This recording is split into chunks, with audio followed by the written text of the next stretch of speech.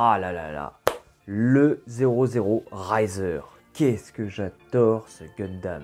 Vraiment, je crois que c'est devenu maintenant, il est dans mon top 10 maintenant de mes Gundam préférés depuis que j'ai vu 00, qui est une très bonne série, je vous la recommande fortement, en plus qui est en français en plus, je l'ai découvert récemment.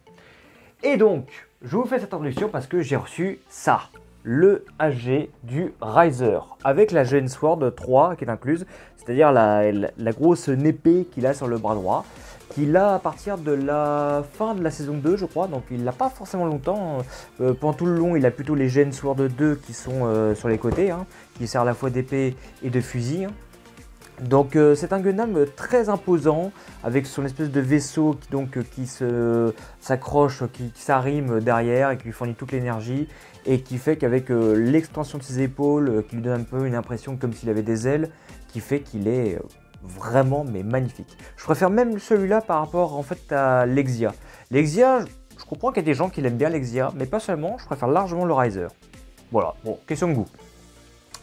Je vous parle de ce HG, alors ça va vous faire très bizarre, mais ce HG, donc je l'ai eu pour la modique somme de 14,90 € chez Mechanico. Je vais d'ailleurs faire un petit coucou d'ailleurs, merci pour leur sérieux pour avoir suivi ma commande qui fut très compliquée à arriver chez moi. Merci Mondial Relais en tout cas pour m'avoir fait poireauter avec 3 allers-retours entre leurs 2 centres de tri et également pour l'avoir livré dans un relais auquel il m'arrangeait absolument pas. Voilà, pour apparemment un souci de manque de place alors que le colis n'était pas très gros. Bon, voilà, je pense que Mondial Relais, je pense que... au revoir, hein, voilà, je pense que je passerai du coup, soit j'essaierai de l'acheter en boutique, soit je passerai par Colissimo et j'essaierai de croiser les droits comme je peux. Mais voilà, bref, parlons de ça donc. Cette maquette date, c'est ce que je tiens entre les mains, mis à part son prix, qui est vraiment très avantageux parce qu'il y a une tonne de plastique et d'accessoires dedans pour son prix, mais surtout, cette maquette que je tiens, elle date de 2009. Mais je ne plaisante pas. Je pense que c'est peut-être à ce jour, je suis en train d'y réfléchir par rapport à ce que j'ai dans ma vitrine. Ouais, je pense que je dis pas de bêtises. Je pense que ça va être en fait le plus vieux HG que j'ai en ma possession. Parce que j'ai eu beaucoup de HG hein, vraiment et de Master Grade dans ma vitrine et ailleurs. Et je ne crois pas que ce modèle-là soit vraiment... je crois que c'est vraiment le modèle le plus vieux que j'ai en ma possession. Alors, il y a des modèles encore beaucoup plus vieux que ça, hein, et ça se voit, ils accusent un petit peu mal leur âge. Pour celui-là, je trouve d'ailleurs que visuellement, les pièces sont assez stylées hein, de ce qu'il y a dedans. Mais par contre, il y a pas mal de gimmicks et pas mal de choses là où on voit très bien qu'effectivement, c'est une vieille maquette. Bah alors pourquoi je l'ai prise? Je l'ai prise parce que déjà, elle coûtait pas cher, le Riser je l'aime bien, et surtout que maintenant que j'ai commencé à acquérir de l'expérience pour les HG, pour les améliorer, je me dis ça me fait pas tellement peur au final. Et puis, bon attention, je vous dis ça comme ça, mais ça se trouve je change d'avis, ça va pas être le cas, mais je suis même en train de me demander, est-ce que celui-là je vais pas l'améliorer et l'agrémenter en mettant des LED vertes à quelques endroits. Voilà, parce que je me dis, j'ai jamais encore fait du montage LED sur un Gundam. J'ai déjà fait des montages LED sur des maquettes. Hein. Regardez sur mon Instagram avec les maquettes de Star Trek. J'en ai déjà fait, c'est pour la première fois. Et je veux dire que sur un Gundam, je dis, pourquoi pas, why not. Après, les HG, ça s'y prête très bien. Beaucoup de gens vont dire que c'est trop petit, il n'y a aucun moyen de faire quelque chose avec. Mais en fait, si, hein, vous pouvez très bien le faire, mettre des LED dedans. Hein. Maintenant, les LED, c'est pas des gros trucs. Hein. Vous avez maintenant des toutes micro LED hein, qui font à peine cette taille-là. Si, regardez, ça fait à peu près cette taille-là. Là, voilà. Là, ce que j'ai entre les deux doigts. Voilà. Et encore, à peine, c'est même encore plus petit, pardon. Voilà. Donc, c'est tout. Voilà pour ce Riser, pour vous faire l'introduction de ce puissant Gundam que voici. Écoutez, on va aller voir ce qu'il y a dedans et ce qu'il y a sur la boîte, en premier lieu. Allez, c'est parti. Donc, nous voici avec la boîte du Riser, avec un magnifique box art. Le Riser est vraiment complètement magnifique. Pour ceux qui se posent la question, qu'est-ce que ça signifie le petit truc ici, vous allez peut-être vous poser la question. En fait, c'est simplement pour préciser qu'en japonais, ils disent que les GN Sword 2 sont incluses. Celles que j'avais dit tout à l'heure, qu'ils pouvaient faire en mode épée ou en mode fusil. Comme vous voyez dans la série, avec la lame qui pivote en fonction de... Voilà, qui sont d'ailleurs, je ne sais pas si on les voit sur le côté. Bon, normalement, elles sont censées être sur le côté, mais je sais que dans la série, quand au moment où il a la GN Sword 3, il n'a plus les GN Sword 2, il me semble. Donc, peut-être pour ça qu'on ne les voit pas sur l'image. Mais en tout cas, c'est bien précisé que c'est inclus, et je vous le confirme, après avoir vu la boîte, c'est bien inclus dedans. On va regarder ce qu'il y a sur le côté de la boîte. Sur le côté de la boîte, donc, on peut voir donc, voilà, pas mal d'extraits du Gundam en question. Hein. Donc, vous pouvez voir, donc, on a donc le Riser tout monté avec le 00 et les ailes du Riser également qui sont montées avec la Gen Sword 3. Ils ont précisé aussi, j'ai pas dit aussi, mais il y a des effets clairs aussi pour les Gen Sword 2 et 3. C'est à le moment où il est en fait en mode transarme ou pour trancher tout ça, et ben en fait il y a une partie rouge qui s'insère directement sur la lame. Et c'est trop cool. Il y a même donc, comme je vous dis pour ça, la Gen 3 qui peut se replier donc en mode pistolet ou en mode épée, hein, comme la Gen Sword de l'Exia en fait, mais version Riser. Donc voilà, vous avez donc le 00 également qui est là, le Riser, donc le petit vaisseau en question qui peuvent tous les deux être en séparés. Hein. Il y a même un socle conçu exprès pour justement mettre le 00 sur pied et le Riser en plein vol. Ou inversement, vous pouvez mettre également le Riser tout monté en plein vol avec le socle inclus dedans. Et donc, vous pouvez voir aussi qu'il y a également des sabres qui sont inclus dedans. Il y a également le sorte de mini bouclier aussi qui est inclus aussi, comme on peut voir sur l'Exia, qui est aussi pour le 00 aussi. Et il y a également aussi pas mal de montres aussi l'articulation des jambes aussi, donc le socle que je vous ai parlé. Et également aussi qu'il y a des autocollants également derrière les parties transparentes qui vous permettent de reproduire des effets assez stylés. Je dois dire que les autocollants font plutôt assez bon travail et puis les parties transparentes sont transparents. Vous allez voir de vos propres yeux. Et donc vous avez ainsi donc le Riser sur son socle en question. Voilà, on va regarder le côté de la boîte. Donc l'autre côté de la boîte, donc on voit ainsi le Riser donc de face et de dos. Hein. Donc on peut voir ainsi le vaisseau qui est arrimé, hein, comme je vous l'ai expliqué, avec les parties du Riser qui sont sur les côtés. Et donc là avec la Gen Sword 3, les deux on voit qu'elles sont pas du tout mises hein, d'ailleurs. Hein. Voilà, avec une description du Riser qui est en japonais only. Alors ouais, c'est un petit peu le gros défaut de ces vieilles maquettes HG, c'est qu'en fait, c'est que en japonais, il y a très peu de mots d'anglais. Donc vous allez voir que forcément pour les débutants, ça peut les rebuter et vous allez vite comprendre pourquoi. On va regarder l'intérieur de la boîte. Donc voici l'intérieur de la boîte, hein. Comme je ne vais pas mentir, il y a beaucoup de grappes. Hein. Il y a beaucoup de plastique entre deux pièces de polycap, des pièces transparentes et tout ça. Hein. Ah non, mais il y a une foule de pièces. Vraiment que il y a beaucoup de pièces dans cette boîte. Hein. Je vous ai pas menti hein, quand je dis que la boîte était très fournie. Je vais vous montrer ça au fur et à mesure. On commence avec une première grappe, donc, qui est la grappe A0, qui montre ainsi que nous avons le socle, le cockpit également du Riser, hein, qui est en orange transparent. Ouais, il y a beaucoup de pièces de couleur vraiment sur une seule grappe, hein, c'est assez fou. Hein. Entre les pièces bleues, des pièces grises qui peuvent représenter pas mal de choses, notamment pour le cadre du vaisseau, je pense, et aussi pour les deux Gen Sword 2 qu'on peut accorcher. Vous allez voir ça dans la notice tout à l'heure. Une autre grappe également avec là beaucoup de parties transparentes. La Gen Sword 3 donc étant en clair, avec également donc les deux épées en question également la grosse épée qui vient sur la Gen Sword 3. Et alors ce qui est assez dingue, c'est que c'est un plastique transparent souple, c'est pas un dur, donc ce qui permet ainsi de pouvoir bien vraiment l'insérer, je pense, dans cette épée. Donc c'est plutôt cool. D'autres pièces éléments grises et d'autres pièces bleues en question. Voilà, rien de bien spécial à dire, si ce n'est que on a quand même des très belles pièces transparentes. On change un peu de la couleur pour avoir un peu de blanc. Hein. Alors vous pouvez voir, donc je crois que ça doit être les parties qui vont sur les côtés pour le Riser. Comme vous pouvez voir, les pièces sont quand même assez mastoc quand même. On a également le nez également du Riser, hein, également du petit vaisseau en question, vous avez dû voir. Hein. Et pas mal de pièces blanches en question. Et je veux dire que franchement, pour un G qui est super vieux, les détails sont pas dégueux. C'est pas dégueulasse. Ouais, c'est pas dégueulasse du tout. C'est pas mal. Ouais, franchement, c'est pas mal du tout. Une autre grappe de blanc en question en plus. Donc là aussi. Là, on a donc les jambes. On a les deux Gen Sword 2. Également le bassin que l'on peut voir ici. Un morceau de la tête également. Et la tête qu'on voit ici d'ailleurs, avec il y a aussi l'autre pièce aussi pour la tête. Et les GN Sword également, les GN Drive, pardon, pourquoi je dis GN Sword, qui sont assez pauvres, parce qu'en fait, il n'y a pas d'autocollant, il n'y a rien, c'est juste blanc tout court, il n'y a pas en fait la bande verte, en fait, que pour ainsi bien représenter le GN Drive qui est en route.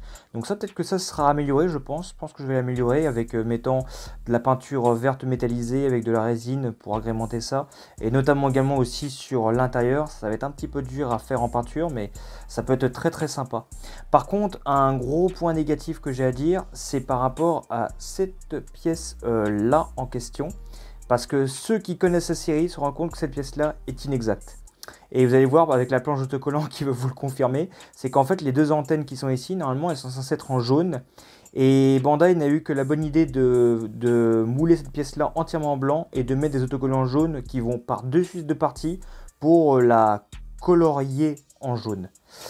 Voilà, c'est un petit peu l'un des défauts, c'est qu'en fait vous allez vite vous rendre compte quand vous allez voir la planche de collant, c'est qu'il y a beaucoup d'autocollants de couleurs à mettre par-dessus. Et je crois que c'est le cas aussi pour le petit rectangle qu'il y a pour les jambes qui sont censés être gris. Et il faut mettre un autocollant gris par-dessus pour le colorier en gris. Voilà. Donc vous comprenez bien donc, à quel point pourquoi cette maquette est assez vieille. Et là après nous avons une autre grappe également avec de l'inner frame, enfin du cadre pardon, pour rester français, avec donc les pièces grises qui composent donc un peu le squelette du Riser. On a des pièces rouges qui vont, là on voit bien que c'est le dessous des pieds, là on voit que c'est le buste, là il y a des pièces jaunes qui vont à certains endroits. Et là nous avons donc toutes les parties transparentes aussi qu'il y a pour le Riser, que ce soit au niveau donc des jambes, qui vont au niveau de la tête et ainsi de suite. Et ça c'est aussi également un autre défaut que je peux se reprocher, parce que ça va dans les GN Sword 2 et malheureusement ils ont aussi eu la mauvaise idée de mettre un autocollant gris qui va sur le milieu et de ne pas avoir colorié en vert les deux parties de part et d'autre. Ça c'est un petit peu dommage, donc c'est pour ça que ça avec de la peinture, il faudra que le refaire aussi bien en vert transparent sur les côtés et sur la partie du milieu en gris.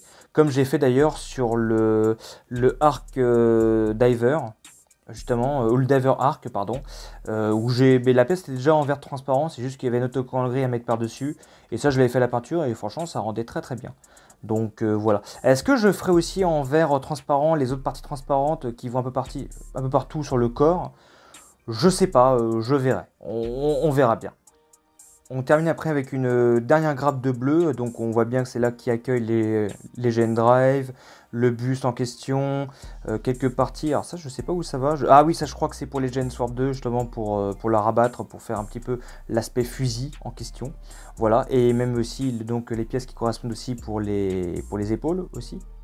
On a également une dernière grappe de blanc qui correspond à la GN Sword 3, hein, je suppose. Enfin, à mon avis, ça va être fortement ça, hein, vu la taille de la pièce. Ça ne peut être que ça.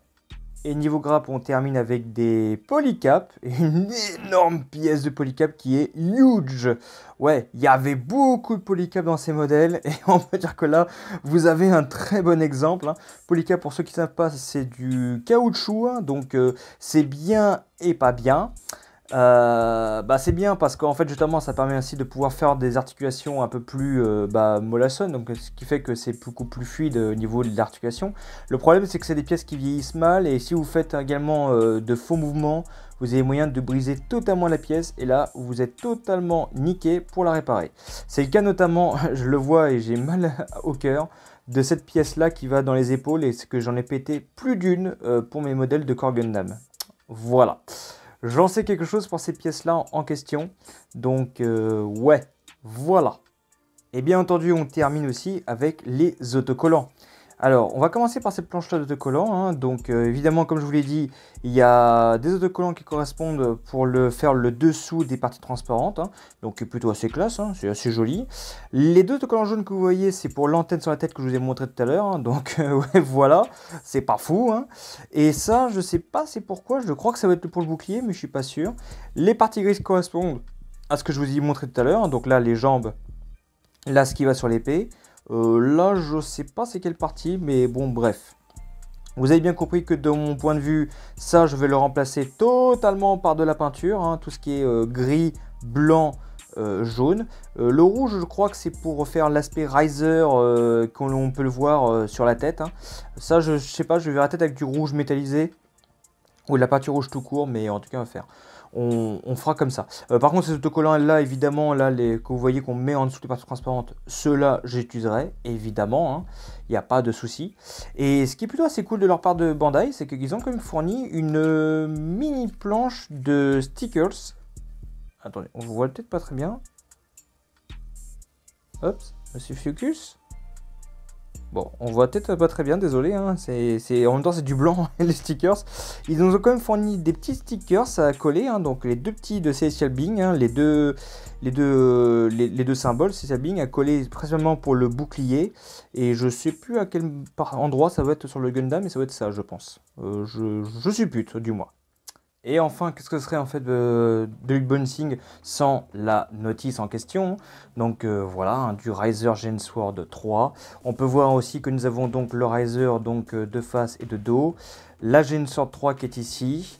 Les deux personnages clés du Riser que nous avons en fait le personnage de Setsuna, qui est le pilote donc de l'Exia, du 00 et par la suite donc du 00 Riser. Le petit vaisseau est piloté également par Saji Crossroad aussi, qui est c'est un garçon sympa, voilà, je sais pas comment vous le dire autrement, c'est assez bizarre, hein. Ses convictions sont assez étranges. Mais bon, voilà. Mais bon, en vrai, la série est quand même bien et le personnage est sympa, comme le personnage de Setsuna qui est assez stylé aussi. Alors, vous allez vite vous rendre compte pourquoi c'est une vieille notice, hein. Vous allez vite vous rendre compte pourquoi. Bon, déjà, elle est pratiquement intégralement en noir et blanc. Intégralement, hein. Donc, attendez, on va peut-être faire un micro-zoom. Voilà, c'est peut-être mieux comme ça, hein.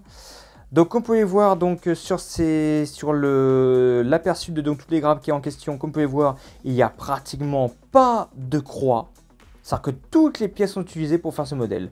Les seules croix que l'on peut voir dessus, bah, c'est au niveau de la petite pièce de polycap que je vous ai montré tout à l'heure. Mais sinon, tout le reste des pièces que je vous ai montré, tout le reste sera utilisé.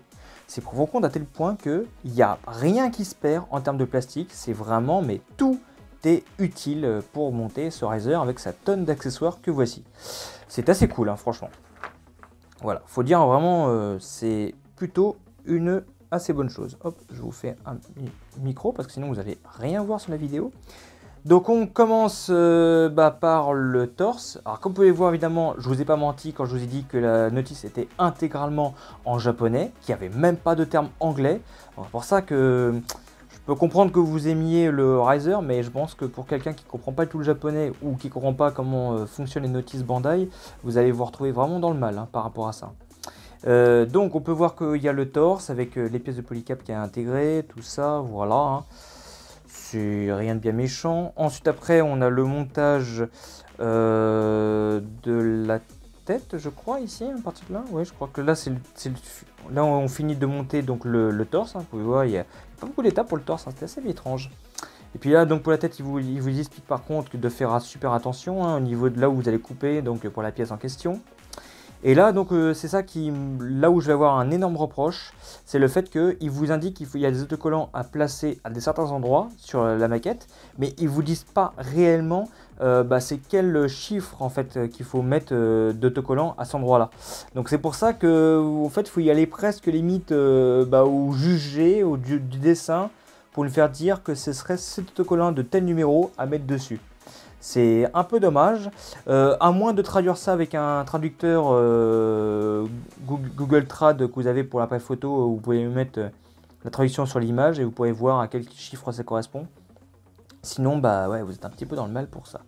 Et comme vous pouvez voir, comme je vous ai montré tout à l'heure, donc les deux antennes, ce sont des autocollants jaunes à mettre dessus. C'est-à-dire, ça fait dégueulasse. D'ailleurs, je me rends compte que l'autocollant rouge, effectivement, il était bien placé ici, hein, au passage. Voilà, et donc après ils disent que vous pouvez placer après avec la partie transparente en question dessus. Ensuite après on passe après aux parties des bras. Voilà, donc j'ai déjà monté ces bras là, parce que ces bras c'est les mêmes bras normalement que sur le Daver Arc.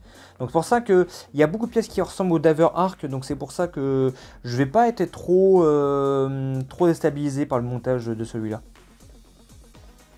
Donc c'est pour ça que le Diver Arc, à l'époque quand je l'avais monté en début d'année, le Diver Arc c'est une maquette qui m'avait beaucoup troublé parce que en fait je trouvais qu'elle avait un aspect qui était assez vieux et en fait on m'avait dit bah ouais c'était basé sur les modèles 00 qui dataient bah, justement de 2009. Donc forcément pour une maquette qui date de 2009 sur une maquette qui est le Diver Arc qui je vous rappelle est assez récent, qui est sorti en 2024, attends 2020, enfin fin 2023 début 2024, voilà bon. Ça fait un peu bizarre, vous m'excuserez du peu. Après on continue avec les pieds hein, en question. Voilà. Les jambes en question aussi. Il y a le bassin avec une pièce très spécifique, ouais je sais. J'avais effectivement vu comment ça s'assemblait. Hein. Voilà.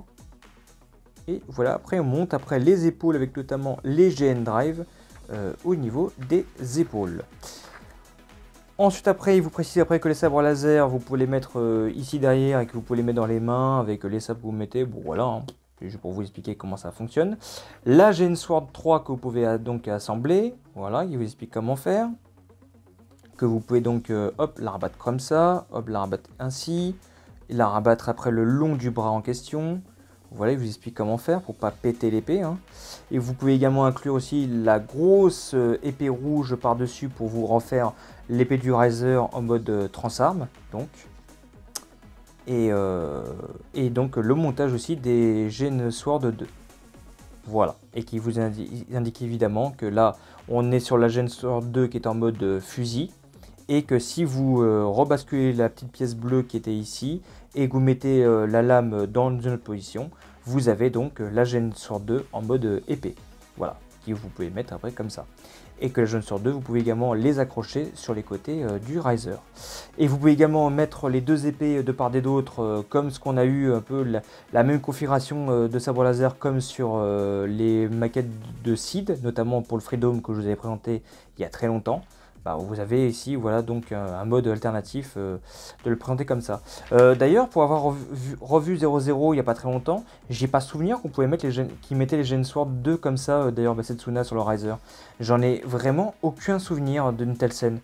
Dites-le moi en commentaire si ça vous dit quelque chose cette scène là, mais moi, honnêtement c'est un gimmick très sympa hein, qu'on peut faire ça, mais je n'ai pas aucun souvenir qu'ils utilisent de cette façon. Qu'ils utilisent comme des épées, une dans chaque main, et comme fusil, oui, je l'ai vu plus d'une fois, avant qu'il ait la Gen Sword 3 à la fin de la série, mais sinon, j'en ai aucun souvenir.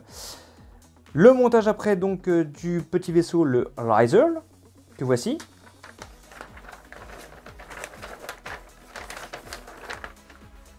Voilà, et on poursuit les étapes après avec donc d'autres parties qui s'ajoutent, les côtés du Riser, voilà, hein. Et le montage du petit socle également, qui vient ainsi que vous pouvez raccrocher le Riser dessus, parce qu'ils n'ont pas fourni les pièces pour le train d'atterrissage, contrairement au RG et au Master Grade. Là donc vous serez un peu obligé de le mettre sur son socle. Bon, c'est pas tellement grave en soi. Et puis le socle également est un bon prétexte aussi pour vous mettre votre Gundam dessus. Voilà, par occasion. Donc c'est plutôt assez cool de leur part. Même si d'ailleurs, si vous voulez un petit peu rester dans la thématique, essayez de voir pour vous procurer une Action Base 2 en verre transparent, ce qui serait pas mal, qui aurait pas mal qui ferait une bonne thématique avec évidemment avec les particules GN derrière le Riser. Voilà, ça ferait assez stylé. Après donc il vous explique que vous pouvez mettre le bouclier sur le Riser. Voilà, que vous pouvez accrocher ces boucliers également sur le double 0, que vous pouvez mettre les deux parties de bouclier ensemble pour former un gros bouclier. Ensuite après il vous explique après le mode de l'arrimage, tel que vous l'avez vu au début de ma vidéo, avec donc en enlevant les côtés du petit Riser. Hop, après vous mettez directement les deux parties en question sur les côtés du Riser. Le reste du vaisseau, le nez, vous pouvez le rabattre et donc le faire arrimer derrière, donc comme dans la série. Et ensuite après, c'est pas, après il n'y a plus rien au niveau de notice, c'est ça qui est très bizarre. Après il vous dit juste il y a ça à faire et c'est tout, voilà. Et au niveau du reste de la notice, donc il vous montre également aussi d'autres choses. Il faut un peu de pub également pour Gundam 00 pour la deuxième saison. On peut voir donc contre en fait le Reborn, qui est celui du grand méchant de la série, pour pas vous teaser l'histoire de la série. Si vous êtes intéressé à regarder, en tout cas je vous le recommande fortement. Et donc, bah, il vous montre donc, comme sur le côté de la boîte, le 00, le Riser, et après le 00 Riser, tout ensemble, avec le mode docking. Et voilà, et puis il vous montre également les deux associés, comment ça marche en question. Voilà, et avec également, ils en parlent un petit peu, bon, alors c'est en japonais, du système Transarm aussi, du 00 Riser. Voilà, ce sera tout donc pour la notice. Voilà, c'est tout pour cet unboxing, en tout cas sur le HG Riser. Comme vous avez pu constater, bah, on a beaucoup d'autocollants de couleurs parce que forcément ils n'avaient pas eu l'idée de mettre plein de pièces de colorées, les pièces transparentes qui ne sont pas peintes. C'est pour ça que pour conclure, c'est pas un modèle que je recommanderais pour un débutant, malgré qu'il y a beaucoup de gens qui doivent peut-être aimer le Riser, ce que je vous comprends, hein, mais c'est pas un modèle que je recommanderais. Limite, si vous aimez le Riser, je vous recommanderais plutôt de vous orienter vers le RG, qui est de bien meilleure qualité, avec beaucoup de détails, ou voir sur le Master Grade par exemple. Je vous avoue franchement qu'après avoir vu ce truc là, et vu que j'aime bien le Riser, je me tâte beaucoup à apprendre peut-être le RG, mais surtout le Master Grade. Avec le coup, on peut mettre des LED vertes à l'intérieur pour refaire les réacteurs GN, et voire même, je crois que ça éclaire aussi les yeux, je crois, il y a un compartiment LED à l'intérieur. Enfin, franchement, le Master Grade du Riser me tente vraiment bien, après avoir vu ce modèle en question. Ouais, complètement. Je vous fais des gros bisous, et on se dit à plus pour de nouvelles aventures, ou d'autres reviews et unboxing. Salut!